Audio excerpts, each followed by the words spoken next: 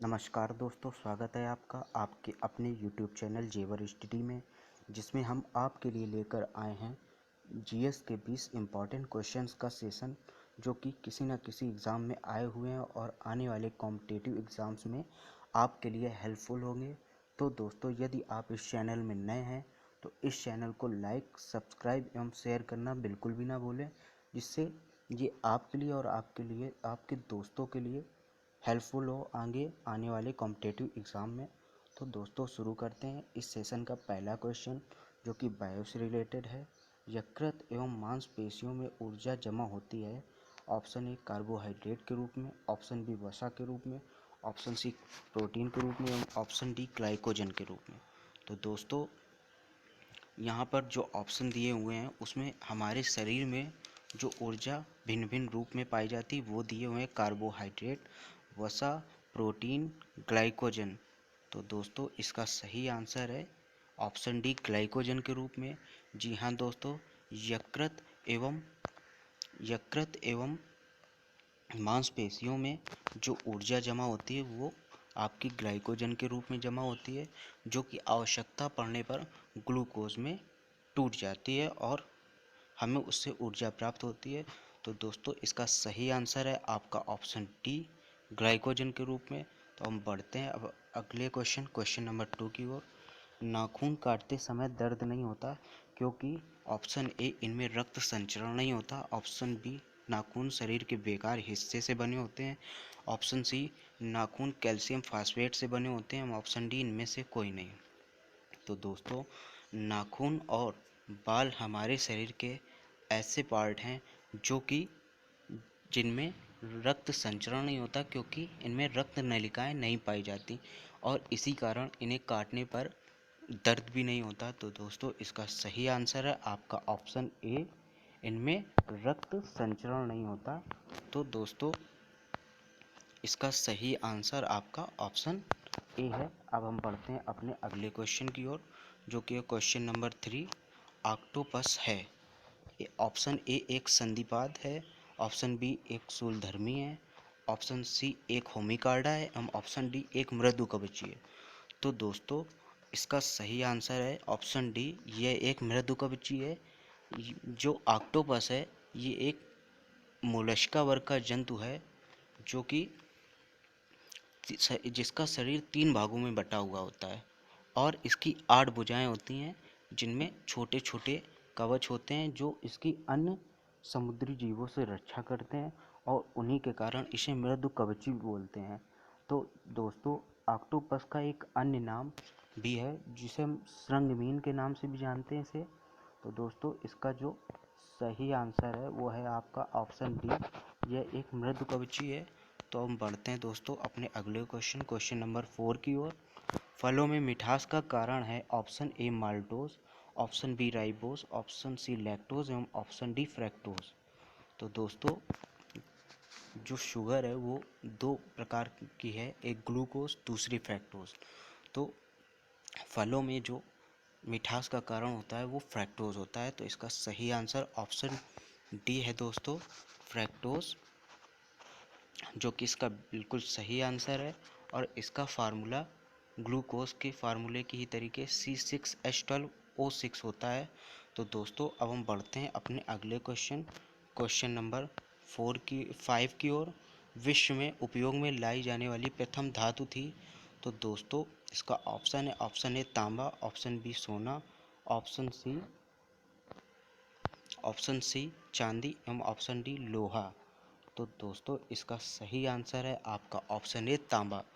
दोस्तों, जब नवपाषाण कालीन सभ्यता थी उस समय जो खोजी गई पहली धातु थी वो तांबा ही थी। उससे पहले मानव द्वारा पत्थरों से हथियार बनाए जाते थे या पत्थरों का उपयोग किया जाता था, और जो तांबा है वो नदियों में निक्षालन क्रिया से प्राप्त की जाती थी उस समय।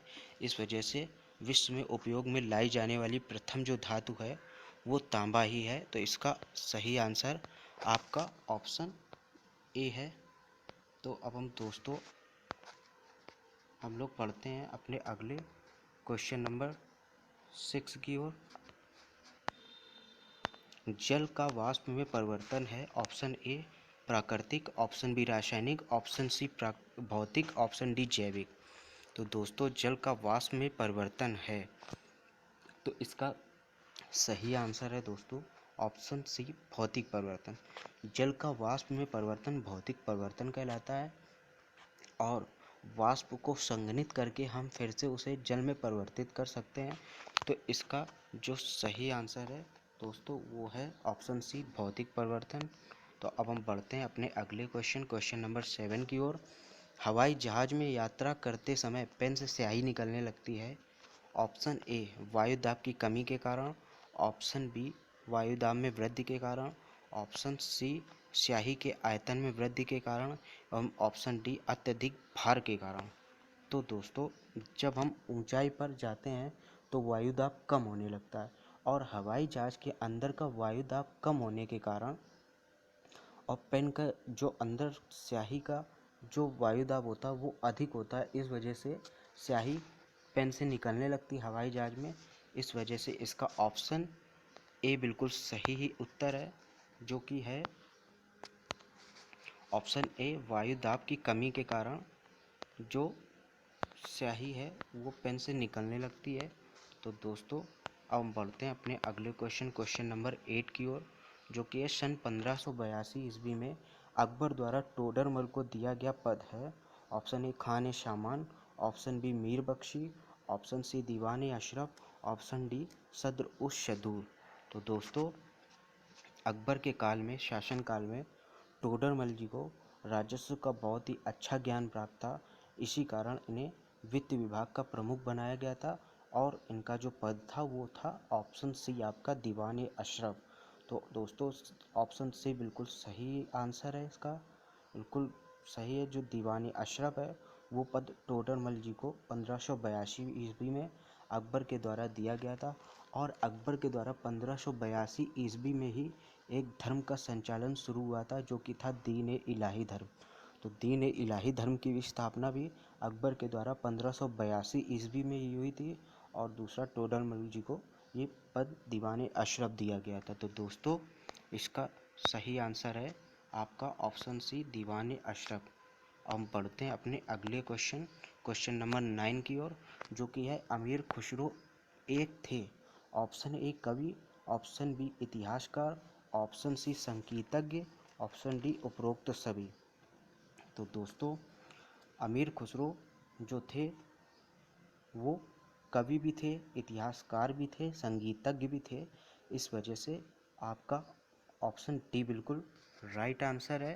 दोस्तों अपने शुरुआती दिनों में अमीर खुसरो जी दास वंश यानी गुलाम वंश के क्रूर शासक जो कि गयासुद्दीन बलबन था उसके सबसे बड़े पुत्र मोहम्मद के संरक्षक थे और इनका जन्म एटा के पटियाली में हुआ था जो कि यूपी का एक ज़िला है और इन्हें हिंदी खड़ी बोली का जनक भी माना जाता है। तो दोस्तों अमीर खुसरो का जो थे उन्हें हिंदी खड़ी बोली का जनक भी माना जाता है। तो इसका सही आंसर है ऑप्शन डी उपरोक्त सभी। तो दोस्तों अब हम बढ़ते हैं अपने अगले क्वेश्चन की ओर। क्वेश्चन नंबर 10 जो कि है गाजी मलिक किस वंश का संस्थापक था। तो option A Tughlaq, option B Khilji, option C Sayyid एवं ऑप्शन डी लोदी। तो दोस्तों गाजी मलिक जो था उसे हम लोग गयासुद्दीन तुगलक के नाम से जानते हैं जो कि तुगलक वंश का संस्थापक था। तो दोस्तों इसका सही आंसर है ऑप्शन ए तुगलक।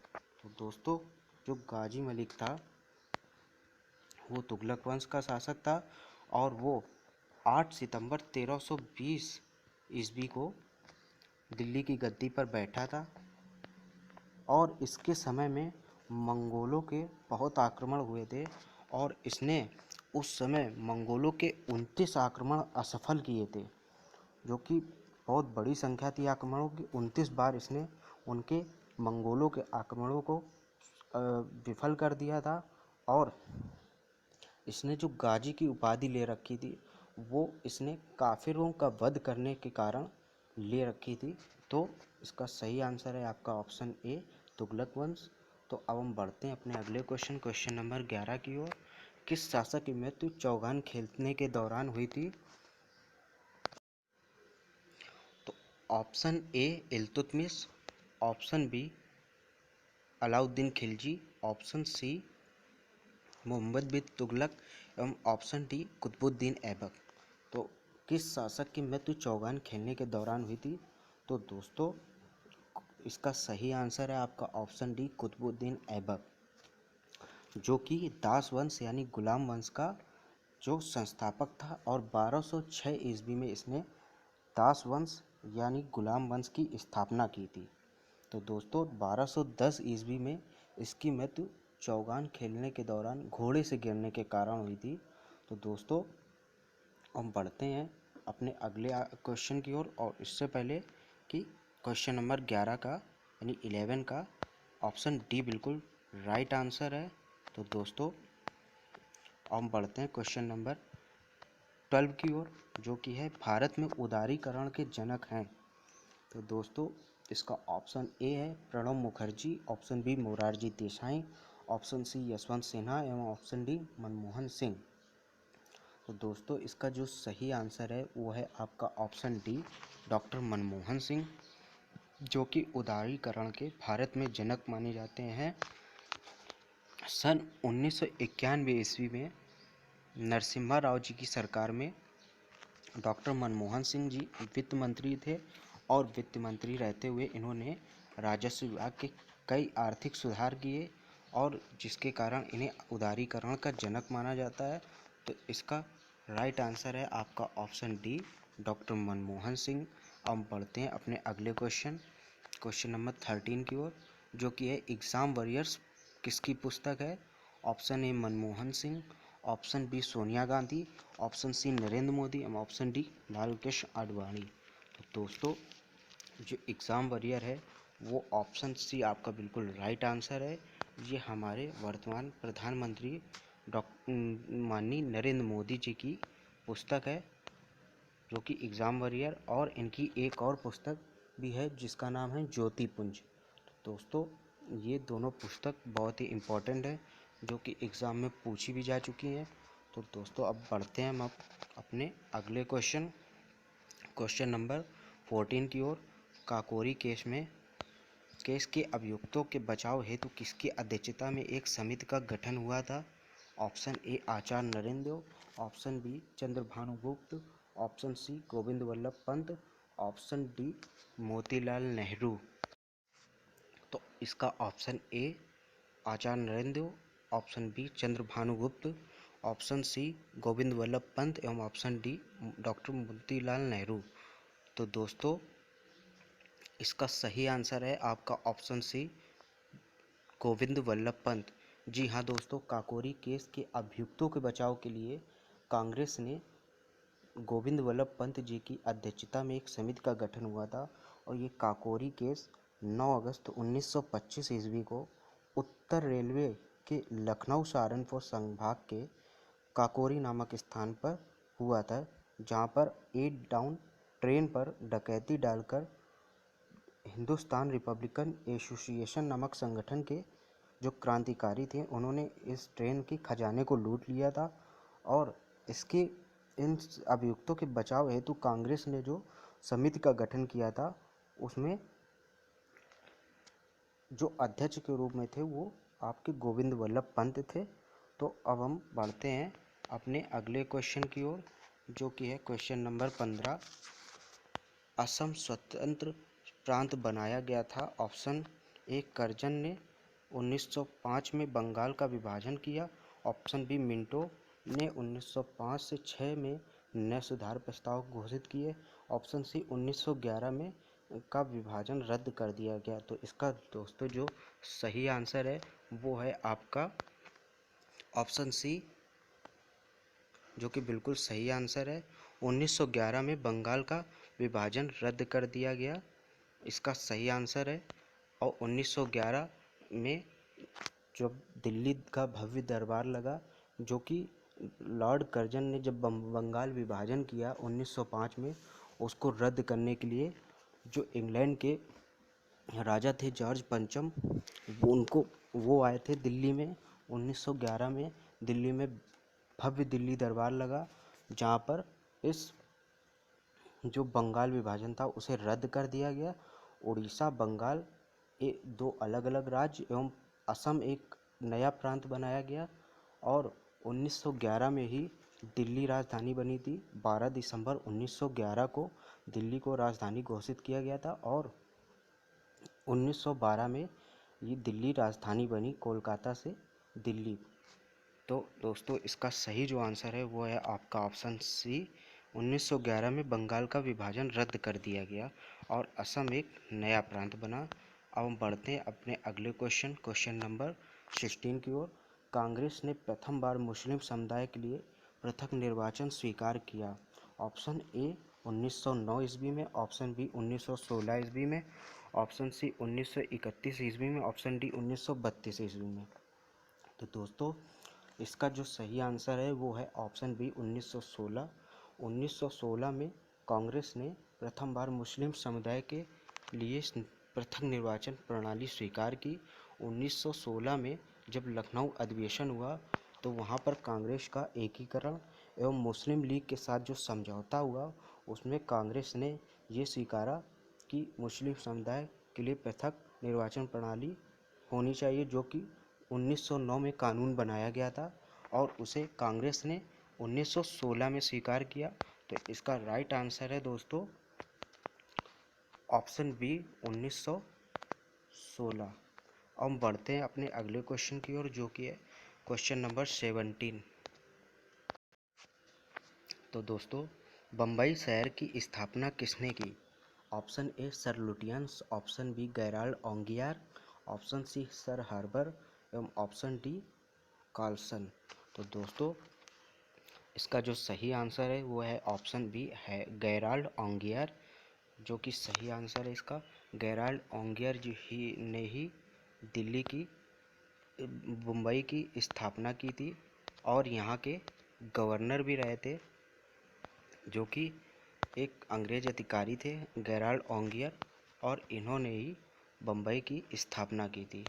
तो दोस्तों और सर लुटियंस जो कि दिल्ली के आर्किटेक्ट हैं यानी वास्तुकार हैं, जो नई दिल्ली है उसके आर्किटेक्ट आपके सर लुटियंस एवं राष्ट्रपति भवन के भी आर्किटेक्ट सर लुटियंस ही हैं। तो इसका जो सही आंसर है वो है ऑप्शन बी गेराल्ड ओंगियर। हम अपने अगले क्वेश्चन नंबर 18 की ओर बढ़ते हैं दोस्तों। भारतीय विज्ञान संस्थान कहाँ है? Option A Delhi, option B Mumbai, option C Bangalore एवं ऑप्शन डी लखनऊ। तो दोस्तों इसका जो सही आंसर है वो है आपका ऑप्शन सी बेंगलोर। बिल्कुल सही आंसर है इसका दोस्तों, जहाँ पर 2020 में जनवरी 2020 में भारतीय विज्ञान कांग्रेस का सम्मेलन भी संपन्न हुआ था, तो जो कि 107वां सम्मेलन था, जबकि 106वां सम्मेलन जनवरी 2019 में जालंधर में, पंजाब के जालंधर में हुआ था। तो दोस्तों इसका सही आंसर है आपका ऑप्शन सी बेंगलोर। तो अब हम बढ़ते हैं अपने अगले क्वेश्चन की ओर, क्वेश्चन नंबर 19, जो कि है भारत के प्रथम कार्यवाहक राष्ट्रपति थे। ऑप्शन ए न्यायमूर्ति Hidayatullah, option B Zakir Hussain, option C VV Giri, option D BD Jatti. तो दोस्तों इसका जो सही आंसर है वह है आपका ऑप्शन सी वीवी गिरी, जो कि भारत के प्रथम कार्यवाहक राष्ट्रपति थे और ये 3 मई 1969 से 20 जुलाई 1969 तक कार्यवाहक राष्ट्रपति रहे और इनके तुरंत बाद ही एम हिदायतुल्ला जी को कार्यवाहक राष्ट्रपति बनाया गया और ये 20 जुलाई 1969 से 24 अगस्त 1969 तक कार्यवाहक राष्ट्रपति रहे। तो इसका जो सही आंसर है दोस्तों वो है आपका ऑप्शन सी वीवी गिरी। तो अब हम बढ़ते हैं अपने अगले क्वेश्चन की ओर, जो कि क्वेश्चन नंबर 20 है। बैंकों द्वारा लाए गए किस भुगतान उपाय को प्लास्टिक मुद्रा के रूप में जाना जाता है? ऑप्शन ए वहक cheque, option B credit card, option C demand draft एवं ऑप्शन डी उपहार चेक। तो दोस्तों बैंकों द्वारा जो प्लास्टिक मनी का जो चलन शुरू हुआ था वो आपका ऑप्शन बी यानी क्रेडिट कार्ड के रूप में हुआ है। तो इसका जो सही आंसर है दोस्तों वो है आपका ऑप्शन बी, क्रेडिट कार्ड। तो दोस्तों क्रेडिट कार्ड की शुरुआत जो है वो आपके पश्चिमी देशों में व्यापारिक बैंकों से हुई थी, जहाँ पर क्रेडिट कार्ड यानी प्लास्टिक मनी का यूज़ किया जाता था। और भारत में इसे सर्वप्रथम डाइनर्स क्लब ने अपनाया था, और यह योजना भारत में सबसे पहले डाइनर्स क्लब ने शुरू की थी। और यदि अगर हम लोग बैंकों की बात करें तो बैंकों में सेंट्रल बैंक ऑफ इंडिया ने इस योजना को सर्वप्रथम लागू किया था, और इसे 1980 में सेंट्रल बैंक के द्वारा लागू किया था। तो दोस्तों इसका जो सही आंसर है वो है आपका ऑप्शन बी, क्रेडिट कार्ड। तो दोस्तों आज के लिए धन्यवाद। आप 20 क्वेश्चन का जो हमारा सेशन था वो समाप्त होता है। अब हम मिलेंगे आपको और अच्छे सेशन से में डिस्कस करने के लिए। तो धन्यवाद, आज के लिए इतना ही। नमस्कार दोस्तों।